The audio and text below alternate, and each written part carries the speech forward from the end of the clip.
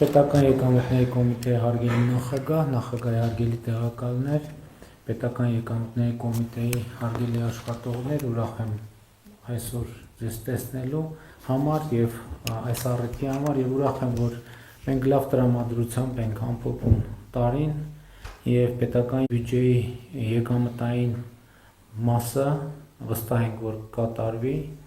եւ ես ուզում եմ շնորհակալություն հայտնել բոլորիդ ձեր գործադրած ջանքերի եւ արդյունքի արձանագրման համար։ Ընդհանրապես հարկային համակարգը եւ պետական եկամուտները այն ինստիտուտներից է կարծում եմ, որ մեզանում թերագնահատված է, որովհետեւ մենք շատ պետության եւ նրա տարբեր գործառույթների մասին հիշելիս հասկանալիորեն տարբեր ինստիտուտներ ընդգծելու առիթներ շատ ենք ունենում, որոշ ինստիտուտներ ավելի շատ, որոշ ինստիտուտներ ավելի պակաս։ Իմիջիայլոց այս տրանսֆորմացիան նաև ինձ է վերաբերվում այս ընկալումը, որովհետև ես ինչ հետևությունների գալիս եմ կամ ինչ դիտարկում անում եմ, փորձում եմ իմ անձնական օրինակով դա պրոյեկտել եւ նաև նախորդող շրջանի գործունեության մասին է խոսքը, բայց վարչապետի պաշտոնում առավել եւս հասկանում ես, որ պետական բյուջեի եկամուտները եւ հարկային համակարգը առաջնային է, որովհետեւ առանց բյուջեի չկա պետություն։ Այսինքն էլի ուրիշ ատրիբուտներ կան, որ առանց որոնց չկա պետություն, բայց ես կարծում եմ, որ առանց հարկային համակարգի պետության գոյության անհնարինությունը մեզանում բավարար չափով գիտակցված չէ եւ հարկային համակարգը պետական եկամուտների հավաքագրման համակարգը ցանկացած պետության հենասյուներից մեկն է եւ մեր իրականության մեջ ամենամեծ խնդիրներից մեկը դա է, որ այդ գիտակցումը չկա, որ մարդիկ ամեն օր առավոտ արթնանալով կամ նույնիսկ քնելով, իրականում ոչ թե արթնանալով, այլ քնելով 24 ժամ իրանք չեն արձանագրում, որ այն ինչ որ իրենց շուրջ կատարվում է, այդ իրադարձությունների կամ ներկայությունը կամ բացակայությունը կամ ինչ որ իրավիճակների, իրադրությունների ենթակառուցվածքների ներկայությունը կամ բացակայությունը կապված է եւ կախված է նրանից, թե ծախսային ինչպիսի ծավալ ունի պետական բյուջեն եւ ծախսային ծավալն էլ բնականաբար կախված է եկամուտների ծավալից, ընդ որում այստեղ ամենևին էական չի, թե բյուջեի դեֆիցիտը ինչպես է ֆինանսավորվում, որովհետև միևնույն է, դա պետական եկամուտներից է կախված, այսինքն նույնիսկ եթե մենք վարկ ենք ներգրավում, վարկային միջոցներ ենք ներգրավում, բոնդեր ենք թողարկում կամ որևէ այլ միջոցով, դրա հնարավորությունը կախված է նրանից, թե մեր պետությունը եկամուտների ինչպիսի ընթացք եւ որակ ունի եւ ինչպիսի պոտենցիալ ունի, եթե ընկալում լինի, որ այս պետությունը եկամտային երկարաժամկետ տրամաբանության մեջ այնքան է վստահելի չի, ոչ մեկին պարտ չի տա, որովհետև պարտ տալիս են շահույթ ստանալու համար, ոչ մեկ համենայն դեպս հիմնական մասով, մանավանդ հիմա, երբ որ մենք որպես միջինից բարձր եկամուտ ունեցող երկիր արտոնյալ վարկերի այդ դաշտից դուրս են գնացել։ Եվ ես կարծում եմ, սա ֆունդամենտալ խոսակցություն է, որ մեր իրականության մեջ պետքա տեղի ունենա։ Եվ մարդիկ ամեն օր պետքա տեսնեն այն ճանապարհը, որը կա կամ չկա, անվտանգության այն որակը, որը կա կամ չկա, կրթության այն մակարդակը, որը կա կամ չկա, նախադպրոցական հաստատությունը, առողջապահությունը, որը բավարար կամ անբավարար որակի է, դա ինչ կապված է նրանից, թե ինչքան եկամուտ ունի պետական բյուջեն եւ ինչքանով է ծախս գեներացնում։ Մի քանի օրից մեկնարկում է առողջության համընդհանուր ապահովագրության համակարգը եւ այդ համակարգը մի զգալի մասով գոնե 2026 թվականին մի զգալի մասով պետական բյուջեի եւ շարունակությունն էլ այդպեսին լինելու պետական բյուջեի եկամուտներից է ֆինանսավորվելու եւ սա թերևս ամենապարզ եւ ամենավառ օրինակներից մեկն է եւ հետեւաբար ես կարծում եմ, որ բացի այն, որ մենք երևացող շերտերին ենք անդրադառնում ՀԴՄ հարկեր, օրենք, օրինականություն, մենք այս խորքային շերտերին էլ պետք է անդրադառնանք, որպեսզի մարդիկ այս ըմբռնումը ունենան։ Այսօր Հայաստանում տասնյակ հազարավոր մարդիկ 50-60 հազար ընտանիք բնակարանա ձեռք բերում նորակառույց շենքերում եւ դա ըստ էության մի մեծ մասով տեղի ունենում պետական բյուջեի եկամուտների հաշվին, որովհետև պետական բյուջեից եկամտային հարկի վերադարձ է տեղի ունենում։ Այլ պետբյուջեից եկամտային հարկի վերադարձի այլ հոդվածներ էլ ունենք, բայց հիմնական հոդվածը սա է։ Առաջիկայում իհարկե մյուս հոդվածներն էլ ենթադրում եմ որոշակիորեն կակտիվանան։ Եվ այլն եւ այսպես շարունակ։ Սա շատ կարեւոր արձանագրում է եւ իհարկե գործնական աշխատանքը պետական եկամուտների կոմիտեն է իրականացնում հավաքագրման եկամուտների եւ ես շնորհակալ եմ ձեզ, որ մենք կարողանում ենք մեր առաջ դրած խնդիրները լուծել, որովհետեւ իմիջայլոց նաեւ հարկերի հավաքագրումը նաեւ պետության գործունակության շատ կարեւոր մի ցուցիչ է, որովհետեւ եթե այստեղ խնդիրներ կան, շոշափելի եւ էական, դա արդեն ինքնին ազդակ է, թե ինչքանով է տվյալ պետությունը գործունակ։ Եվ պետական եկամուտների հավաքագրման բարձր ցուցանիշները պետության գործունակության շատ կարևոր ցուցիչ են։ Իհարկե, այստեղ էլ կրկին չեմ մոռանում շնորհակալություն հայտնել Հայաստանում աշխատող, արդյունք ստեղծող եւ օրենքով սահմանված հարկերը վճարող բոլոր քաղաքացիներին եւ այո, այդ էլ է ճամփորդությունը գիտակցական, որ գալիս հանգում ենք նաև, որ այս պրոցեսների մեջ ՀԴՄ կտրոն տրամադրող կամ պահանջող քաղաքացիները նույնպես շատ էական դերակատարում ունեն։ Այստեղ էլ հայեցակարգային հարցեր կան, որ մենք բոլորս դեռևս բավարար խորությամբ չենք գիտակցում, որ օրինակ հիմնականում շատ դեպքերում եւ առավելապես, երբ որ մենք ցանկացած ապրանք գնում ենք, այդ ապրանքի հարկը արդեն ներառված է ապրանքի գնի մեջ։ Այսինքն մարդը, որ ուզենա, քաղաքացին, որ ուզենա, տվյալ դեպքում հարկը չի կարող չվճարել, որովհետև 100 դրամանոց ապրանքի հիմնականում 20 դրամը ավելացված արժեքի հարկն է։ Եվ խնդիրն այն է, թե քաղաքացին եւս մի փոքր ջանք կգործադրի, որ այդ արդեն իսկ վճարված հարկը գահացնի պետական բյուջե, թե չէ։ Եվ ՀԴՄ կտրոնի տրամադրումը այս առումով է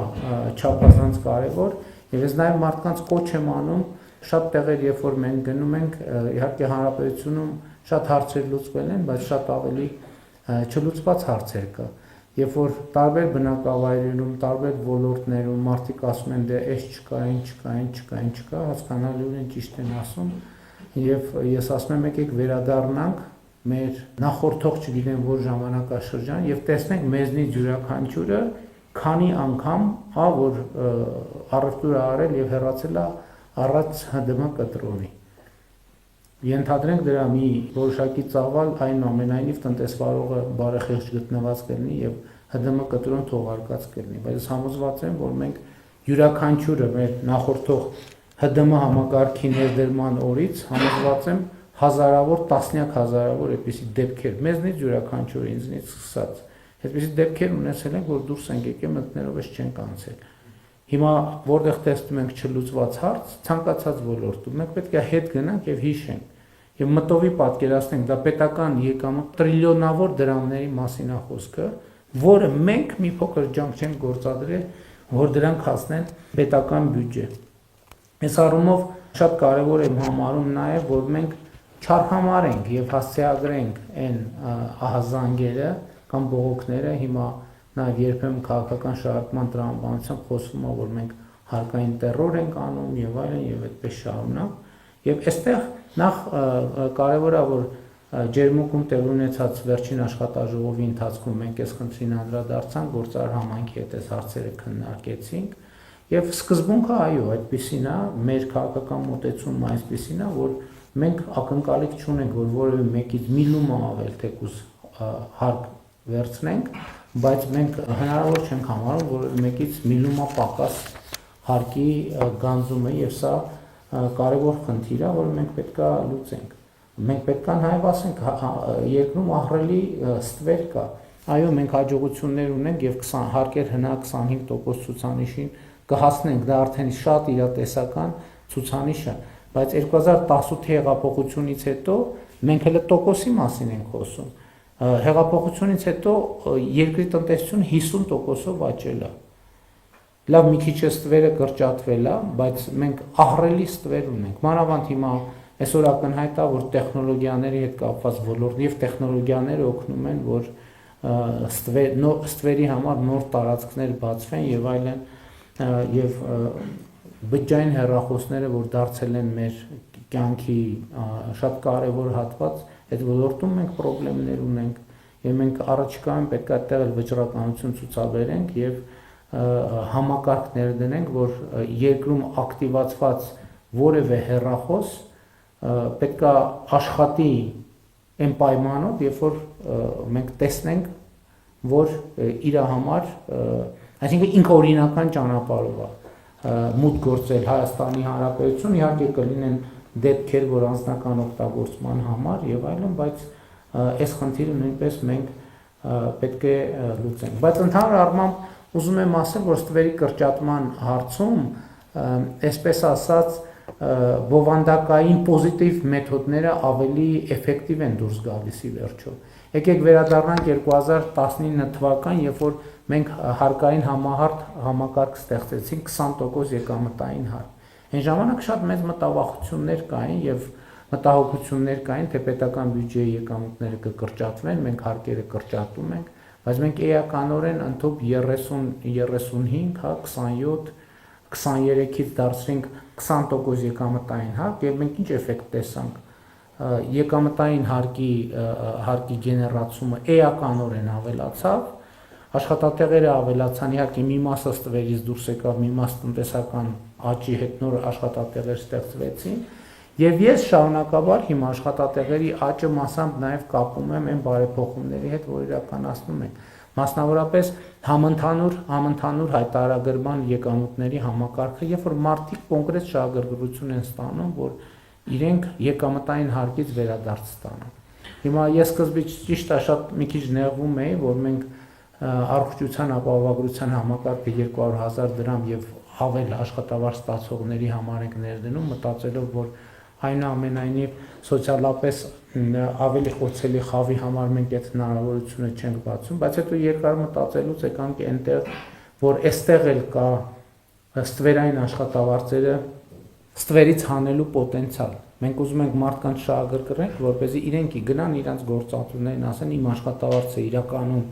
200,000-ից ավելի է եւ ստվեր ունենալու պատճառով մենք առողջության ապահովագրության համակարգից չենք կարողանում օգտվել եւ նաեւ ստվերում աշխատող հնարավոր գործատուների վրա այդ թվում քաղաքացիների կողմից ճնշում գեներացնենք։ Հաջորդը մենք չենք էլ ཐակցրել կենսաթոշակառուների եւ նպաստառուների համար անկանխիկ առևտրի դեպքում հետվճարի համակարգը, այդտեղ էլ կառուցողական ճնշում ենք գործադրում մենք ըստ էության ստվերի նկատմամբ եւ մեր գործելակերպում մեր ընդհանուր ռազմավարությունն է դա։ Մենք մի X կետում ապագայում եւ ես հույս ունեմ, որ այդ կետը հնարավոր շուտ կգա, պետական եկամուտների կոմիտեն, այսպես ասած, ոչ թե ուժային կառույց է մեր ընկալմամբ, այլ մի կառույց, որը աջակցում է տնտեսվարողին, որպես ինքը իր գործերը ճիշտ կազմակերպի եւ ի վերջո այդ գիտակցում այդ տնտեսվարողը կներեք այսքան ճանապարհ որ կառուցում ենք դրանից ամենաշատը ով է օգտվում տնտեսվարողները ճանապարհի եւ մյուս ենթակառուցվածքների բարելավման արդյունքում իրանք ինչքան միջոց են խնայում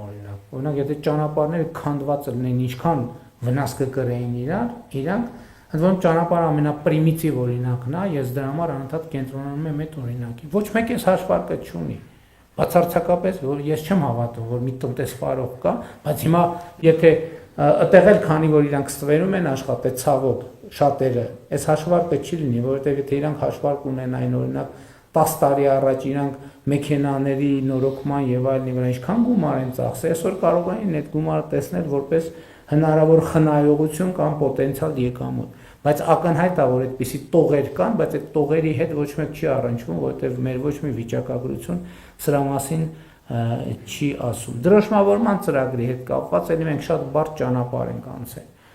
դրոշմավորման նոր համակարգը շատ լուրջ հակազդեցության եւ քննադատության արժանացավ ինձ համար ակնհայտ էր որ այդ քննադատությունը ունի երկու կողմ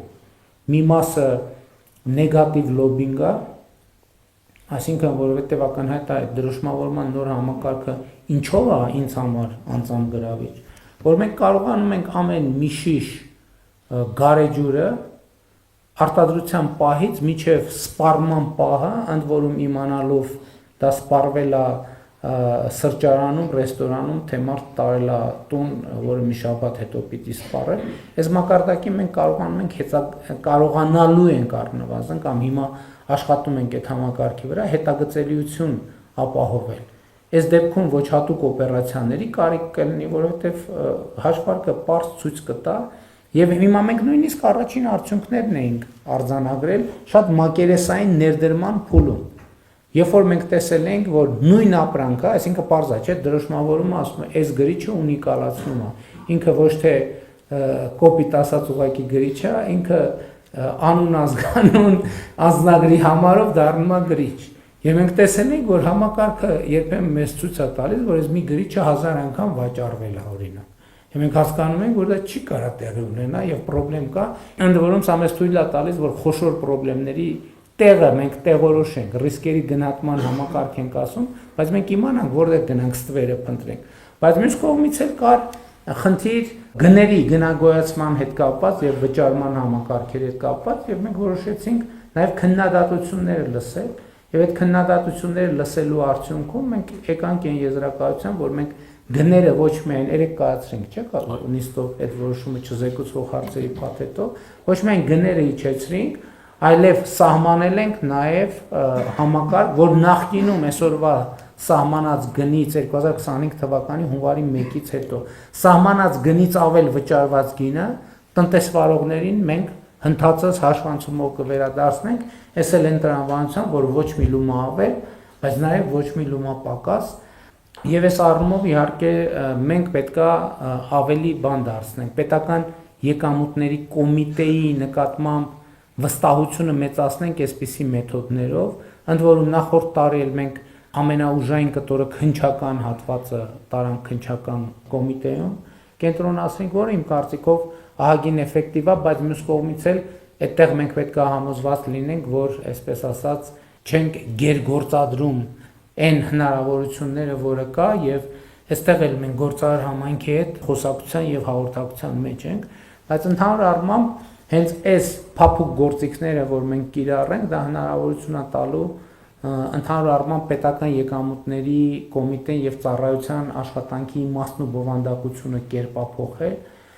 որ մի X պահի ես հավատում եմ, որ պետական եկամուտների կոմիտեն դառնալու է տնտեսվարողների ամենասիրելի պետական մարմինը, որը իրենց անդադ աջակցում է, որ իրենք ճիշտ ճանապարհներով շարժվեն առաջ եւ ճիշտ արձանագրումներ անեն։ Էդ էլ է պետք խոստովանել եւ ինչքան էլ օրը, այսպես ասած, նախատոնական է, ես չեմ կարող շրջանցել նաեւ այդ թեման, որ պետք է մենք խոստովանենք եւ առերեսվենք, որ պետական եկամուտների կոմիտեն կոռուպցիոն ռիսկերի առումով շատ խոցելի կառույց է, հասկանալի բերումով։ Երկրում ըստ էության ինչքան դրամաշրջանառություն եւ տնտեսական գործունեություն կա, անցնում է պետական եկամուտների կոմիտեի միջոցով, եւ այստեղ էլ մենք պետք է հետեւողական լինենք եւ ոչ մի ահազանգ չարհամարենք, բայց մյուս կողմից էլ նաեւ երբեմն կարող են ահազանգ լինել հիմա գիտեք ինչ սոցիալական ցանցերի դարում եւ հիբրիդային մոտեցումների դարում շատ հաճախ գործիքներից հակադարձ տրամաբանությամբ են օգտվում։ Այսինքն կարող են թիրախավորվել մարդիկ, ովքեր իրոք անհարմարություններ են ստեղծել ինչ որ շրջանակների համար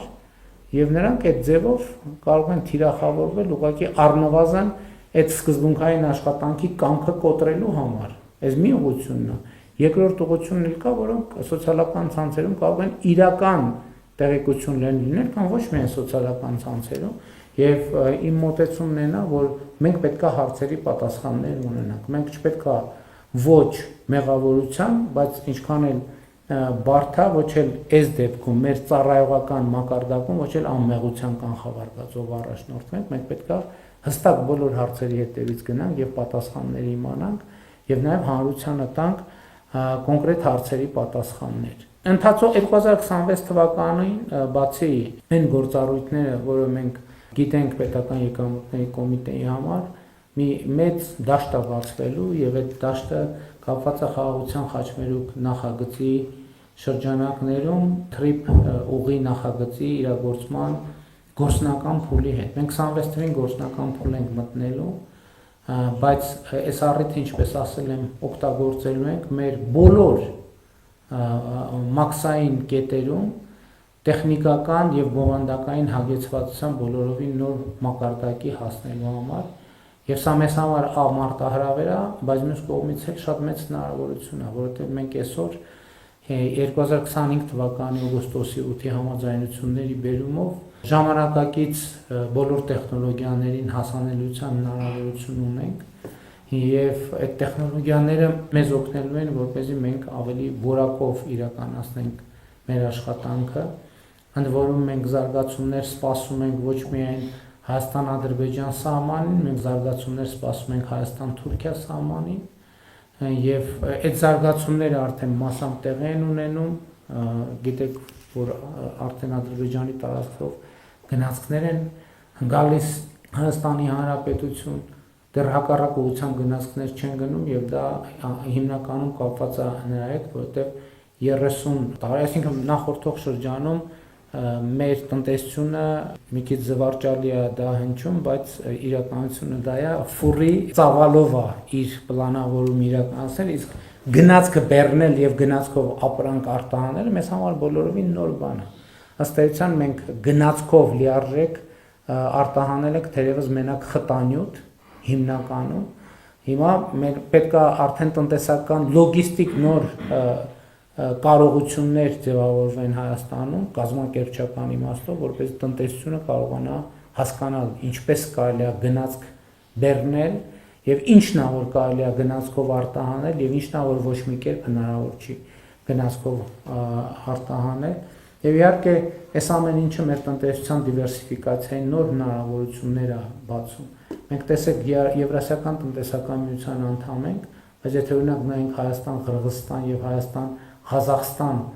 առևտրաշրջանառությունը ինքը այնպես չի, որ միասնական մաքսային տարածքի համար բավարար փշուր ունեցող ապրանքաշրջանառությունը, ինչն է պատճառը, լոգիստիկան, որ հեռավորությունը եւ կարճ ճանապարհների եւ հաղորդակցության հնարավորության բացակայությունը եւ հիմա այդ ամեն ինչը փոխվում է եւ ենթադրում եմ եւ ակնհայտորեն մեր մաքսային ծառայությունը նույնպես պետք է այս ինֆորմացիա մշակի, հասկանա եւ ինչ որտեղ գուցե նաեւ խորհրդատվության անհրաժեշտություն լինի, որ մենք աջակցենք տնտեսվարողներին, որպես նրանք կարողանան ադապտացվել այս նոր իրավիճակին։ Եվ ամփոփելով ուզում եմ կրկին շնորհակալություն հայտնել բոլորիդ ձեր կատարած աշխատանքի համար եւ շատ կարեւոր եմ համարում հայեցակարգի բովանդակային հատվածը, որովհետեւ գիտեք մենք ավելի ու ավելի շատ պետք է կարևորություն տանք հայեցակարգերին, որովհետեւ որևէ բան, որը տեղի է ունենում, ինքը որակյալ կարող է տեղի ունենալ, եթե իր հիմքում ինչ որ տեքստ է դրված, բովանդակություն է դրված, որը ուղենիշ է ծառայում բոլորի համար, եւ տեքստը հրապարակային է եւ բոլորը գիտեն ինչ է արվում, ինչի համար, որն է նպատակը, պատճառահետևանքային կապերը, եւ այդ առումով ես կարեւոր եմ համարում, որ մենք հասել ենք այս կետին, որ գրեթե ամեն օր այս թեմաներով խոսում ենք, հարկեր վճարել,